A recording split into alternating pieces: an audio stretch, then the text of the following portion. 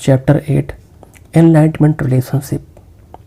जब आप किसी चीज़ के अगेंस्ट जाते हैं, उसके विपरीत जाते हैं, मतलब आप जीवन में उसके साथ चलने से या बहने से इनकार कर रहे हैं, और तब आपको पीड़ा या पेन होता है। जितनी भी नकारात्मकता है, जितनी भी नेगेटिविटी है, सब प्रतिरोध है। चिड़चिड़ाहट, क्रोध, गुस्सा, नाराज़गी से लेकर हताशा तक सब कुछ नेगेटिविटी है। राइटर यहाँ पर एक कहते हैं, बताते हैं, मानो तुम घर पर शांत बैठे हो, अचानक कार के हॉर्न की आवाज़ आती है, कुत्ते के भौंकने की आवाज़ आती है या बच्चे के चिल्लाने की आवाज़ आती है। इन सब के होने से आपके अंदर में जो प्रतिरोध होता है, इसी प्रतिरोध से कष्टपूर्ण स्थिति आती है, कष्टपूर्ण सिचुएशन आता है। इसको अपने से होकर गुजरने दें। जैसा है बस वैसा ही। अगर कोई तुमसे ऐसा कहता है जो तुमको चोट पहुंचाता है, उसे अपने से होकर गुजरने दें। बिल्कुल प्रतिरोध मत करें, उसके अगेंस्ट बिल्कुल न जाएं। मानो उसको महसूस करने के लिए कुछ आपके अंदर है ही नहीं। आपको खुद पर नियंत्रण रखना है। आप अपने कंट्रोल में हैं, किसी और के नहीं। जिस स्थिति में आप अभी हैं, उसके अलावा और किसी स्थिति को मत खोजो, वरना आप प्रतिरोध का आधार तैयार करेंगे। जिस पल आप अपने अशांति को पूरी तरह स्वीकार कर लेंगे, एक्सेप्ट कर लेंगे, उसी पल आपकी अशांति शांति में बदल जाएगी। जिस भी चीज़ को आप पूर्ण रूप से एक्सेप्ट कर लेते हैं, स्वीकार कर लेते हैं, वह आपको शांति में ले जाती है। यह समर्पण का चमत्कार है। समर्पण, सरेंडर एक बहुत ही ज़रूरी चीज़ है जो सभी को करना चाहिए। इसका एक ही उपाय है, जीवन के प्रवाह का विरोध करने के बजाय, उसके अगेंस्ट जाने के बजाय उसे गहनता से समझें, उसको गहराई से समझें। वर्तमान में ही तुम जीवन के प्रवाह का अनुभव कर सकते हो। अतः समर्पण करने का मतलब ही वर्तमान क्षण को बिना किसी रोक के, बिना किसी शर्त के एक्सेप्ट करना है, स्वीकार करना है। जो है उसके प्रति अंतर विरोध को त्यागना ही समर्पण है। Chapter 9 beyond happiness and happiness, धीरज पीस। राइटर कहते हैं, जब कभी तुम बीमार पड़ते हो तो ये मत सोचो कि तुम किसी तरह से असफल हुए हो। अपने जीवन को मत कोसो, बीमारी को मत कोसो। यह सब प्रतिरोध है।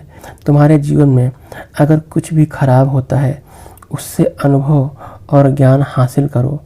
ऐसा बन जाओ कि किसी भी दर्द से, किसी भी पीड़ा को ज्ञान में बदल दो। जब भी कोई विपदा आती है, जब भी कोई प्रॉब्लम आती है, तब ये समझना है कि इसका दूसरा पहलू भी है, इसका दूसरा एस्पेक्ट भी है। राइटर कहते हैं, इसका मतलब ऐसा नहीं है कि आप ऐसे सिचुएशन में खुश रहोगे, ऐसा पॉसिबल नहीं है। लेकिन आप ऐसे सिचुएशन में समझदारी से व्यवस्थित कर लोगे। ऐसे सिचुएशन में प्रॉपरली चीज़ों को आप मैनेज कर लोगे। हताशा, निराशा, बेचैनी, इन सभी चीज़ों से बचे रहोगे। कुछ विशिष्ट परिस्थितियाँ, कुछ टिपिकल सिचुएशन में शायद तुम्हें वर्तमान को, प्रेजेंट को स्वीकार करना असंभव हो, लेकिन यह समर्पण करने का एक मौका है, एक अपॉर्चुनिटी है। आप वो करते हैं जो परिस्थिति की मांग है, जो सर्कमस्टेंसेस की डिमांड है, और तब आप अप्रसन्नता, अनहैप्पीनेस, पीड़ा, नेगेटिविटी का निर्माण नहीं करते हैं। राइटर कहते हैं, कई लोगों के लिए असफलता उनके लिए एक गाइड या टीचर होती है। सजग होकर या अवेयर होकर अतीत और भविष्य के लगाव को त्याग कर वर्तमान को अपने जीवन का मुख्य केंद्र बना लें। इसका मतलब है आत्म स्थिति में रहना, और इसका मतलब है जो है उसे कंप्लीटली, पूरी तरह से स्वीकार करना, एक्सेप्ट कर लेना, और तब तुम्हें कोई दर्द नहीं होगा, कोई पीड़ा नहीं होगा। Chapter 10 meaning of surrender. Writer कहते हैं कि कई बार जब आप किसी सिचुएशन में कुछ नहीं कर पाते हैं, कोई एक्शन नहीं ले पाते हैं, तो आप खुद को सरेंडर कर देते हैं, समर्पित कर देते हैं। इसका मतलब उस स्थिति में, उस सिचुएशन में जो कुछ भी होता है आप उसको पूरी तरह से एक्सेप्ट कर लेते हैं। लेकिन इसमें कई बार आप नेगेटिव हो जाते हैं। लेकिन आपको जो कुछ भी करना है पॉजिटिविटी के साथ करना है, नेगेटिव नहीं होना है।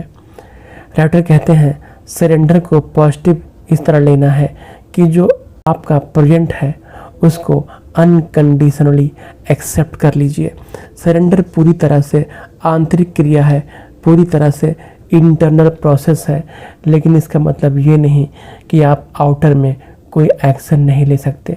राइटर कहते हैं अगर आप किसी मड या कीचड़ में फंस गए हैं तो इसका मतलब आप सरेंडर कर देंगे और ये डिसाइड कर लेंगे कि आपको इसी मड में फंसे रहना है। ऐसा नहीं है।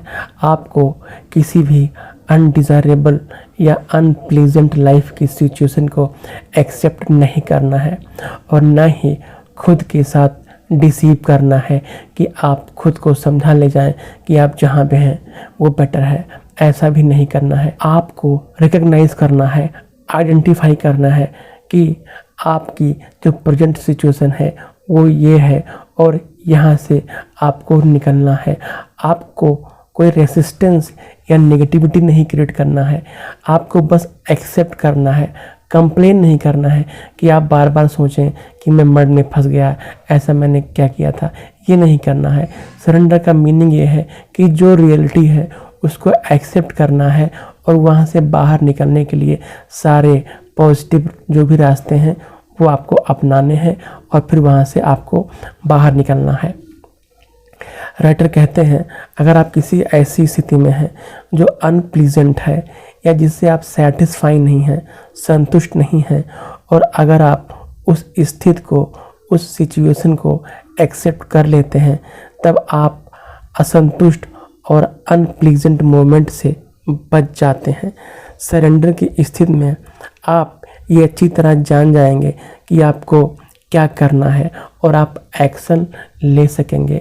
एक और उदाहरण एग्जाम्पल देते हैं राइटर कि मान लीजिए आप रात के अंधेरे में कहीं जा रहे हैं, बहुत घना कोहरा है, बहुत थिक फॉग है।